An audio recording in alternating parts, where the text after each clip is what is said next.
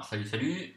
Donc juste un petit tuto pour vous montrer comment faire pour installer Windows sur un environnement Mac sans avoir à passer par l'assistant Bootcamp, qui lui va partitionner une partie du disque dur et au démarrage il demandera si on veut démarrer avec Windows ou avec Mac.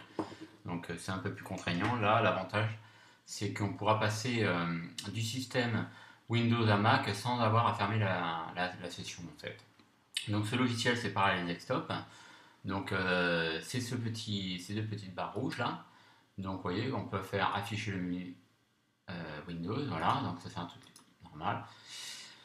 Là on peut accéder donc à tous les programmes de Windows avec un environnement Mac. Donc par exemple si je prends Windows Movie Maker, vous voyez que ça va m'ouvrir Windows Movie Maker, mais toujours avec l'environnement Mac. Donc je pourrais travailler avec des logiciels Windows et en gardant, vous voyez, par exemple, l'environnement Mac, on voit le dock ici. Ok, donc on va fermer Windows Movie Maker. Voilà. Dans Parallels Desktop, quand ça l'installe, ça me rajoute une pile ici, en bas, qui me permet d'accéder à tous mes programmes aussi. Voilà. Ou alors, bon, ça c'est juste pour placer, par exemple, organiser la pile. Donc si je veux le mettre en liste, si je veux le mettre en grille, vous voyez, ok. Bon, ça c'est juste pour comment ça s'appelle, la présentation. Donc ça m'a rajouté une pile ici Windows. Ça c'est une première chose. Donc on peut également à partir de l'environnement Windows, en passant par Windows, accéder à toutes les applications Mac.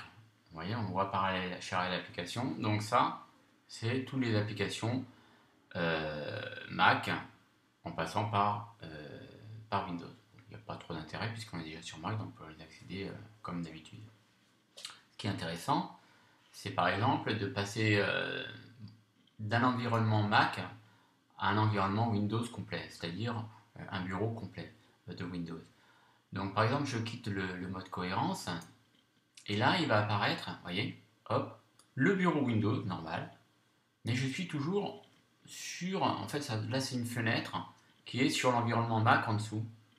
Ok, si je veux passer directement avec un bureau intégral de Windows, donc je viens sur cette petite flèche qui est en bas, et je passe simplement en mode plein écran.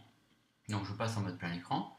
Et là, ce coup-ci, on est sur un environnement Windows complet. Vous voyez, donc toujours pareil, comme si vous étiez sur votre PC.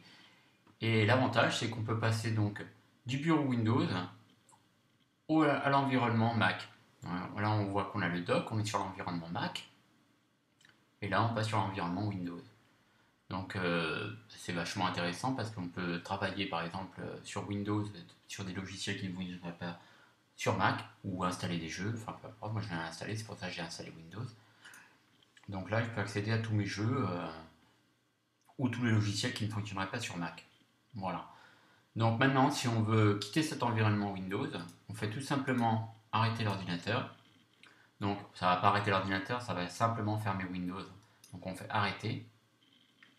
Voilà, et on arrête Windows. Bon, moi j'ai Windows XP, mais on peut installer Windows 7, Windows Vista à partir de n'importe quel CD qu'on aurait, ou alors d'une partition, ou voilà. Et là, si on veut revenir sur l'environnement Windows, on clique sur Windows XP pour démarrer une nouvelle session. Voilà, donc j'espère que vous avez compris un peu l'intérêt de ce tuto. Sur ce, je vous encourage vivement à installer Parallels Desktop si vous êtes dans le besoin d'installer ou de faire fonctionner des logiciels qui ne fonctionneraient pas sur l'univers Mac. Voilà, ce tuto est terminé et puis à bientôt.